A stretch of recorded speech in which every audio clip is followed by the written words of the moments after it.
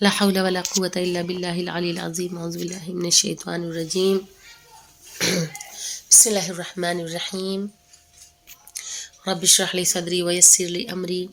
واحلل عقدة من لساني يفقهوا قولي اللهم صل على محمد وآل محمد وعجل فرجهم۔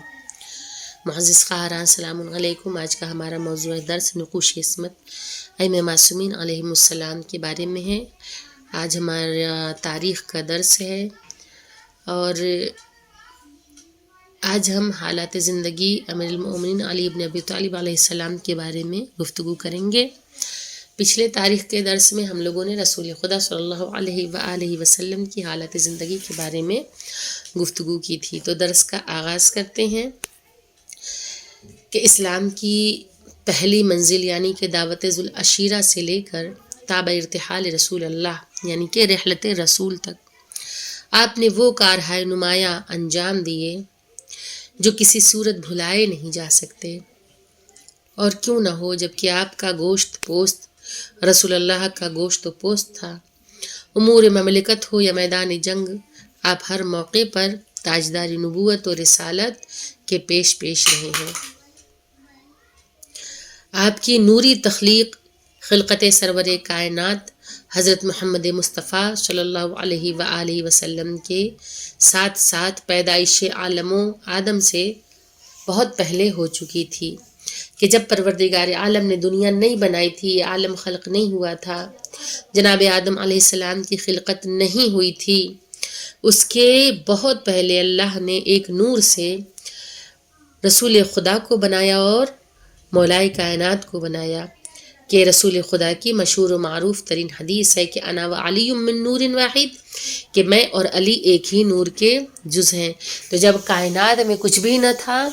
تب بھی پروردگار عالم نے ان کی خلقت فرمائی تھی اور یہ موجود تھے۔ تو ان کی خلقت عالم و آدم سے بہت پہلے ہو چکی تھی، لیکن انسانی شکل و صورت میں آپ 13 رجب سن 30 عام الفیل کو خانہ کعبہ مکہ مکرمہ میں جمعہ کے دن پیدا ہوئے۔ تاریخ اسلام میں آپ کی ولادت یوں بیان کی گئی ہے کہ آپ کی والدہ جناب فاطمہ بنت اسد کو جب درد زہ کی تکلیف محسوس ہوئی کہ جب بچے کی ولادت سے پہلے جو درد ہوتا ہے ماں کو، جب ایسی تکلیف جناب فاطمہ بنت اسد کو محسوس ہوئی تو بمشورہ حضرت رسول خدا صلی اللہ علیہ وآلہ وسلم آپ خانہ کعبہ کے قریب گئیں اور اس کا طواف کرنے کے بعد آپ دیوار کعبہ سے ٹیک لگا کر کھڑی ہو گئیں اور بارگاہ خداوندی میں عرض کی کہ پروردگارا، میں تجھ پر اور تیرے رسولوں پر اور تیری کتابوں پر ایمان رکھتی ہوں، میں اپنے جد ابراہیم خلیل کی تصدیق کرتی ہوں، تجھے اس گھر، اس کے بانی یعنی کہ اس کے بنانے والے اور اس مولود کا واسطہ جو میرے شکم میں ہے، میری اس مشکل کو آسان کر دے۔ جس کے بعد دیوار کعبہ شگافتہ ہو گئی اور جناب فاطمہ بنت اسد خانہ کعبہ میں داخل ہو گئیں، اور جناب فاطمہ بنت اسد 3 دن تک خانہ کعبہ میں مقیم رہیں، اور خانہ کعبہ میں مولائے کائنات کی جب ولادت ہوئی ہے، 3 روز تک جب مہمانی ہو چکی ہے جناب فاطمہ بنت اسد کی، تو اس کے بعد 3 دن مقیم رہنے کے بعد آخر میں جب باہر آئیں تو رسول اکرم استقبال کے لیے آئے اور بچے کو گود میں لیا تو بچے نے آنکھیں کھول دی، فرمایا کہ تو نے اپنی نگاہوں کے لیے میرا انتخاب کیا ہے اور میں نے اپنے علم کے لیے تیرا انتخاب کیا۔ کتنا خوبصورت جملہ رسول خدا نے مولائے کائنات کے لیے ارشاد فرمایا۔ اور مولائے کائنات نے جب آنکھیں کھولی تو سب سے پہلے دست نبوت پہ آنے کے بعد آنکھیں کھولی تو سب سے پہلے کیا دیکھا؟ رسول خدا کا چہرہ دیکھا۔ اسی لیے رسول خدا نے کہا کہ تو نے اپنی نگاہوں کے لیے میرا انتخاب کیا ہے اور اب میں اپنے علم کے لیے تیرا انتخاب کیا ہے۔ آپ کی شادی خانہ آبادی کے بارے میں ہے کہ آپ کی شادی سن 2 ہجری میں دختر نیک اختر حضرت فاطمہ زہرا سلام اللہ علیہا بنت رسول کے ساتھ آپ کی شادی ہوئی۔ حضور اکرم کا ارشاد ہے کہ علی کے علاوہ فاطمہ کا ساری دنیا میں کوئی بھی کفو نہیں ہے، ان کا کوئی جوڑا نہیں ہے سوائے مولا کائنات کے، تو آپ کا کوئی کفو نہیں ہو سکتا۔ اور مجھے اللہ تعالیٰ نے حکم دیا ہے کہ میں فاطمہ زہرا کی شادی حضرت علی سے کروں، اور پھر فرماتے ہیں کہ ہر نبی کی نسل اس کے صلب میں ہوتی ہے، لیکن میری نسل صلب علی میں قرار دی گئی ہے۔ دنیا حضرت علی علیہ السلام کی نگاہ میں کہ مولا کائنات کی زندگی بہت ہی سادہ ترین زندگی تھی، اور اس قدر سادہ زندگی تھی کہ مولا کائنات نے دنیا کو 3 مرتبہ طلاق بھی دیا، کہ ابن طلحہ شافعی لکھتے ہیں کہ ایک دن حضرت علی علیہ السلام نے جابر ابن عبداللہ انصاری کو لمبی لمبی سانسیں لیتے ہوئے دیکھا، تو فرمایا کہ اے جابر، کیا یہ تمہاری لمبی لمبی سانسیں دنیا کے لیے ہیں؟ عرض کیا مولا ہے تو ایسا ہی۔ آپ نے فرمایا اے جابر سنو، انسان کی زندگی کا دار و مدار 7 چیزوں پر ہے، اور یہی 7 چیزیں وہ ہیں جن پر تمام لذتوں کا خاتمہ ہوتا ہے۔ اب دنیا کی حقیقت سے مولا کائنات کتنے بہترین انداز میں پردہ اٹھاتے ہیں کہ کھانے والی چیزیں، پینے والی چیزیں، پہننے والی چیزیں، لذت نکاح والی چیزیں، سواری والی چیزیں، سونگھنے والی چیزیں، سننے والی چیزیں، اے جابر ان کی حقیقتوں پہ غور کرو کہ آخر یہ ہیں کیا؟ کہ اگر کھانے پینے کی بہترین چیز کے بارے میں بات کی جائے تو سب سے پہلے کھانے میں بہترین چیز شہد ہے، یہ مکھی کا لعاب دہن ہے۔ دوسری پینے کی بہترین جو چیز ہے وہ پانی ہے، یہ زمین پر مارا مارا پھرتا ہے۔ تیسری چیز جو ہے پہننے کی بہترین چیز وہ دیباج ہے، یہ کیڑے کا لعاب ہے، یعنی کہ جو ریشم کا کیڑا اپنے لعاب سے ریشم کو بنتا ہے، تو بہترین پہننے کی چیزوں میں سے شمار کیا گیا ہے، لیکن یہ کیڑے کا لعاب ہے۔ بہترین منکوحات عورت ہے، دنیا اس کی جس چیز کو اچھی نگاہ سے دیکھتی ہے وہ اس کے بارے میں ڈیٹیل میں مولا کائنات کا بہترین انداز سے مولا نے ایکسپلین کیا ہے کہ اس کے بعد بہترین سواری جو ہے وہ گھوڑا ہے، جو قتل و قتال کا مرکز ہے۔ بہترین سونگھنے والی چیز مشک ہے، جو ایک جانور کے ناف کا سوکھا ہوا خون ہے، کہ مشک کی خوشبو بہت مشہور ہے۔ بہترین سننے کی چیز غنا ہے، یعنی کہ گانا، جو انتہائی گناہ ہے، کہ گانا سب سے اچھی چیز شمار ہوتا ہے لیکن وہ حرام ہے، وہ گناہ ہے۔ ایک اور چیز جو ہمارے معاشرے میں نظر آتی ہے تو یہ بہت عام ہو چکی ہے کہ آج بچہ ہر گھر میں ٹی وی ہے، ہر گھر میں جو ہے گانا زیادہ تر دیکھا جاتا ہے، اور افسوس بھی ہوتا ہے کہ جب والدین خود اپنے بچوں سے کہتے ہیں بیٹا فلاں سانگ پہ ڈانس کر کے دکھاؤ، تو کتنی بری چیز ہے کہ بچوں کو ہم ایک طرح سے انہیں موٹیویٹ کر رہے ہیں، گانے کی طرف رغبت دلا رہے ہیں، جو کہ حرام ہے، جسے انتہائی گناہ قرار دیا گیا ہے، اس پہ ہم اپنے بچوں سے کہیں کہ بیٹا اس پہ تھرک کے دکھاؤ، تو یہ سراسر حرام ہے۔ ہم اپنے بچوں کی پرورش کس انداز میں کریں، خیر میرا یہ موضوع نہیں ہے، لیکن ایک بات جو آئی تو میں نے اس کا ذکر کرنا اس جگہ مناسب سمجھا کہ یہ بہت بڑی برائی ہے ہمارے معاشرے کی، اس چیز کو اوائڈ کرنا چاہیے، اپنے گھر کے ماحول کو بالکل تبدیل کر دیں کہ ایسا ماحول نہ ہو کہ آگے جا کر ہمارے لیے شرمندگی کا باعث بنے۔ اے جابر،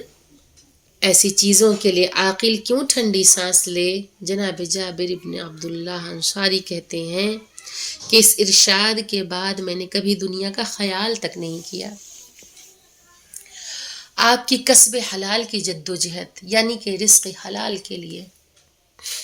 حلال کی کمائی کے لیے مولا کائنات کس طرح سے کسب حلال کر رہے ہیں، کسب معاش کر رہے ہیں،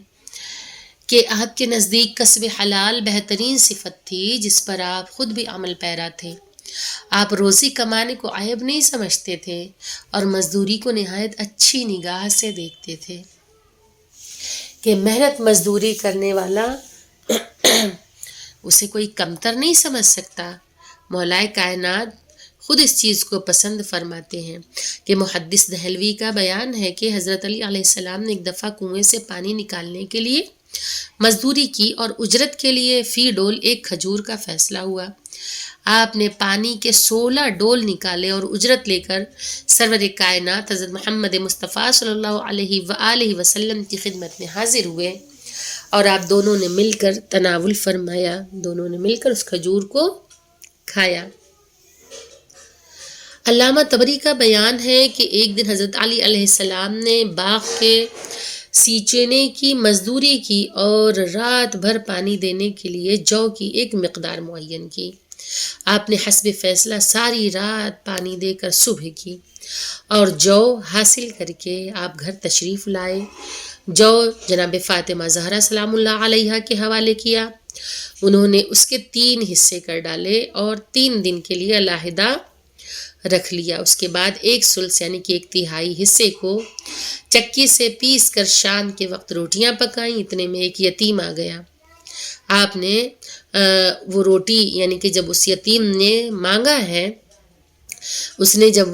وہ روٹی مانگی ہے تو پھر دوسرے دن جناب فاطمہ زہر نے وہ روٹی اسے دے دی۔ پھر دوسرے دن ثلث کی روٹیاں تیار کی، پھر 1 حصے کی جب روٹی بنائی تو مسکین نے سوال کیا اور سب روٹیاں لے گیا۔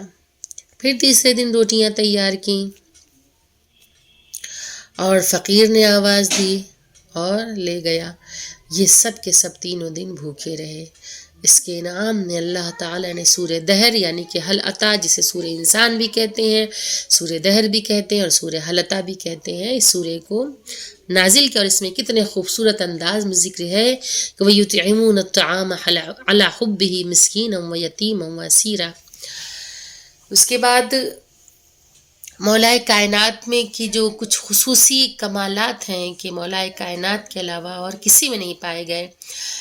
یوں تو ہر انسان کی زندگی میں کچھ نہ کچھ خصوصیات پائی جاتی ہیں اور وہی اس کی شخصیت کی علامت ہوتی ہیں، لیکن حضرت علی بن ابی طالب کا معاملہ اس کے بالکل مختلف ہے اور آپ کی زندگی کا کوئی گوشہ ایسا نہیں ہے جو انفرادیت جس میں نہ ہو۔ حد یہ ہے کہ کھانے پینے سے لے کر عبادات تک ہر مقام پہ آپ کی شخصیت ایک الگ انداز میں نظر آتی ہے، ایک انفرادی خصوصیت کی حامل ہے اور اس کا شریک دنیا کا کوئی دوسرا صاحب کردار نہیں ہو سکتا۔ کہ آپ کے بارے میں ہے کہ غذا کے اعتبار سے ہمیشہ آپ نے جو کا آٹا نوش فرمایا اور کبھی گندم کو ہاتھ نہیں لگایا۔ جو کے آٹے میں بھی یہ ہدایت تھی کہ اسے چھانا نہ جائے اور اپنی اصلی حالت میں استعمال کیا جائے، کہ جو کا آٹا جو ہوتا ہے اس کی روٹیاں سخت بنتی ہیں، لیکن مولا کائنات نے اپنی پوری زندگی بسر کر دی جو کی روٹیاں کھانے میں، کہ کبھی مولا نے دوسری غذا کو ہاتھ نہیں لگایا۔ جب تک آپ زندہ رہے آپ نے گندم کو کبھی ہاتھ نہیں لگایا، ہمیشہ جو کی روٹی ہی آپ نے کھائی۔ لباس کے اعتبار سے اگر آپ کو دیکھا جائے تو خلافت اسلامیہ کے مل جانے کے بعد بھی، اقتدار میں آنے کے بعد بھی آپ نے پیوند والے لباس پہنے، پیونددار لباس پہنے، یہاں تک کہ خود فرمایا کرتے تھے کہ اب تو رفو کرنے والے سے بھی شرم آتی ہے، کہ جب پھٹ جاتا تھا لباس تو اس لباس کو خود مولا سلنے لگے تھے، کیونکہ کیا حال تھا کہ خود آپ نے فرمایا کہ اب تو رفو کرنے والے سے بھی شرم آتی ہے کہ اب رفو کروانے لے جاؤں۔ تو اپنے لباس میں جو پھٹی ہوئی چیزیں جو ہوتی تھیں اس لباس کو مولا کائنات خود اپنے ہاتھوں سے سلا کرتے تھے۔ معیشت کے اعتبار سے اگر دیکھا جائے، اکنامکلی اگر دیکھا جائے تو بیت المال کے مال کو ہاتھ نہیں لگایا کبھی مولا علی نے، حالانکہ سب کچھ تھا ان کے ہاتھ میں، لیکن مولا کائنات اس سب سے بے نیاز تھے اور ہمیشہ اپنے زور بازو کی کمائی پر گزارا کرتے رہے۔ اگر کارناموں کے اعتبار سے دیکھا جائے تو روز اول دعوت ذوالعشیرہ کا اہتمام کرنے والے رسول خدا کی تصدیق کرنے والے سب سے پہلے آپ ہی تھے کہ آپ کھڑے ہو کے تصدیق کرتے ہیں رسالت کی، اور ہجرت کی رات اپنی جان کو خطرے میں ڈال کر رسول خدا کی جان بچانے والے آپ ہی تھے، اور آپ ہی نے امانتوں کو واپس کر کے وقار رسالت کا تحفظ کیا تھا کہ جب ہجرت پہ رسول خدا گئے ہیں تو اس وقت کچھ امانتیں رکھوا کے گئے لوگوں کی، جسے مولا کائنات نے بحفاظت ان کے مالکین تک پہنچا دیا۔ اگر غار سور میں دیکھا جائے تو اس وقت کے غار سور میں قیام کے دوران رسول خدا صلی اللہ علیہ وآلہ وسلم اور حضرت ابو بکر کے لیے آب و غذا کا انتظام، ان کے کھانے پینے کا انتظام آپ ہی نے کیا۔ بدر کے معرکے میں آپ ہی کی تلوار چمکتی رہی اور 70 مقتولین میں سے 35 کو تنہا آپ نے تہہ تیغ کیا۔ اگر احد کے معرکے میں دیکھا جائے تو سب کے فرار کر جانے کے بعد آپ ہی کا اعلان تھا کہ میں ایمان کے بعد کفر اختیار نہیں کر سکتا۔ خندق کے معرکے میں کل کفر کا سر آپ ہی نے قلم کیا کہ جب عمرو ابن عبدود جیسا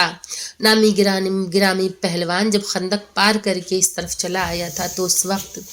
لوگ خوف سے تھر تھر کانپ رہے تھے، صحابہ کانپ رہے تھے۔ اس وقت رسول خدا نے حکم دیا، مولا کائنات گئے اور اس کفر کا سر قلم کر دیا۔ تو خندق کے معرکے میں کل کفر کا سر کس نے قلم کیا؟ مولا کائنات نے قلم کیا کہ جسے رسول خدا نے کل ایمان کہا۔ خیبر میں مرحب و انتر کا خاتمہ کر کے قلعہ قموس کو آپ نے فتح کیا کہ قلعہ قموس وہ قلعہ ہے جو خیبر میں یہودیوں نے جو قلعہ بنوایا تھا اس کا نام قموس تھا۔ آپ نے نجوہ کے موقع پر صدقہ دے کر رسول اکرم سے راز و نیاز کا شرف حاصل کیا۔ اگر علم کے اعتبار سے مولا کائنات کے اوپر نظر کی جائے تو رسول اکرم نے آپ کو شہر علم و حکمت کا دروازہ قرار دیا تھا اور امت کا بہترین قاضی قرار دیا تھا، اور آپ کی قضاوت، آپ کے فیصلے ایسے تھے کہ جو عقلوں کو حیران کر دینے والے تھے۔ ممبر کی بلندی پہ جا کے سلونی قبل ان تفقدونی کا نعرہ آپ ہی نے لگایا کہ پوچھو پوچھو مجھ سے جو پوچھنا ہے اس سے قبل کہ میں تمہارے درمیان نہ رہوں۔ حکام وقت نے اپنے مشکلات میں آپ ہی کی طرف رجوع کیا تھا اور آپ کی علمی گتھیوں کو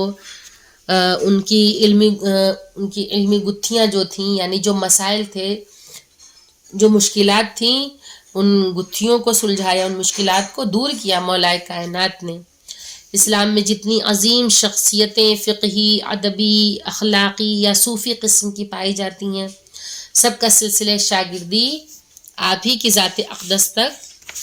منتہا ہوتا ہے، وہیں پہ جا کے ٹھہرتا ہے۔ یا مختلف علوم و کمالات میں کمال اعلیٰ کے علاوہ علم نحو کے قواعد کی ایجاد آپ ہی نے کی، اور حروف کے تعارف سے کے وصول آپ ہی نے تعلیم فرمائے۔ اگر اخلاقی اعتبار سے امام کو دیکھنا ہے، مولا کائنات کو دیکھنا ہے، تو غلاموں کے ساتھ آپ نے ایسا برتاؤ کیا کہ انہوں نے غلامی کو آزادی پہ ترجیح دی، یعنی کہ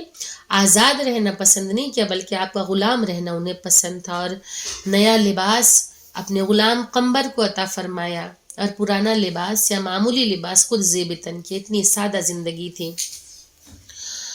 اور کس طریقے سے اخلاقی منظر پیش کیا اس وقت کے جب محاصرے کے دوران کہ جب حضرت عثمان یعنی کہ خلیفہ سوم جو تھے، حضرت عثمان کو جب چاروں طرف سے محاصرہ کر لیا گیا تو اس وقت امیر المومنین حضرت علی بن ابی طالب علیہ السلام نے جناب عثمان کے آب و دانہ کا انتظام دیا۔ آپ نے فرمایا ابن ملجم کی گرفتاری کے بعد اسے سیراب کرنے کا حکم آپ ہی نے دیا کہ ابن ملجم وہ شخص، وہ بدترین شخص کے جس نے مولا کائنات کے سر پہ تلوار ماری مسجد کوفہ میں، کہ جس کی وجہ سے 21 رمضان کو امیر المومنین اس دنیا سے رخصت پا چکے، کہ 19 کو اس نے ضرب لگائی ہے، مولا کائنات 21 کو اس دنیا سے رخصت ہو گئے۔ لیکن اس وقت جب ابن ملجم کو پکڑ کے مولا کائنات کے سامنے لایا گیا تو ابن ملجم کو بھی مولا کائنات نے جب دیکھا کہ وہ بھوکا اور پیاسا ہے تو اسے بھی سیراب کرنے کا حکم دیا کہ اسے بھوکا پیاسا نہ رکھا جائے۔ اور زہد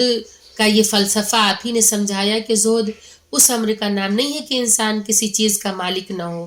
زہد اس امر کا نام ہے کہ کوئی چیز انسان کی مالک نہ بننے پائے اور اس کا اپنا اختیار اپنے ہاتھ میں رہے، خواہشات کے ہاتھ میں نہ جائے۔ کہ اس بارے میں تو بس ایک شعر ہی کافی ہے کہ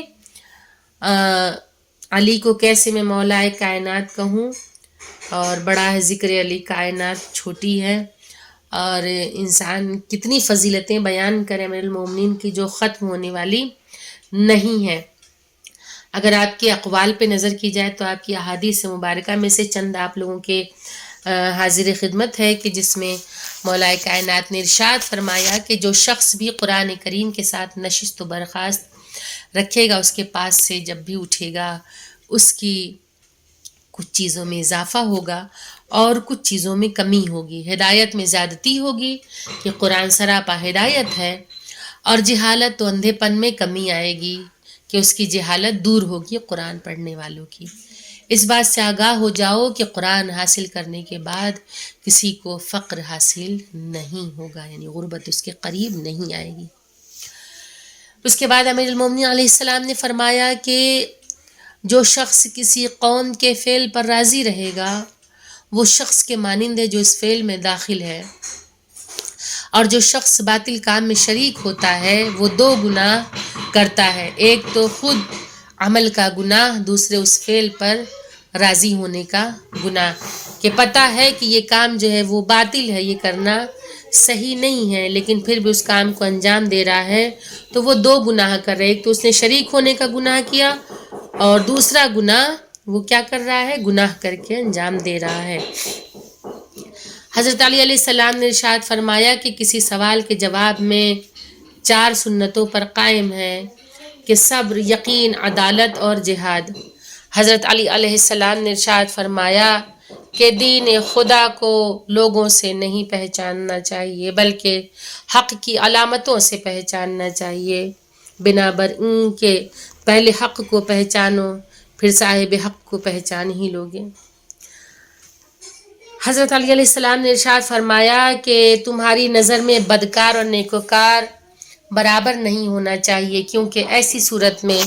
نیک لوگوں کی نیک کاموں سے بے رغبتی پیدا ہوگی اور بدکاروں کو برے کاموں میں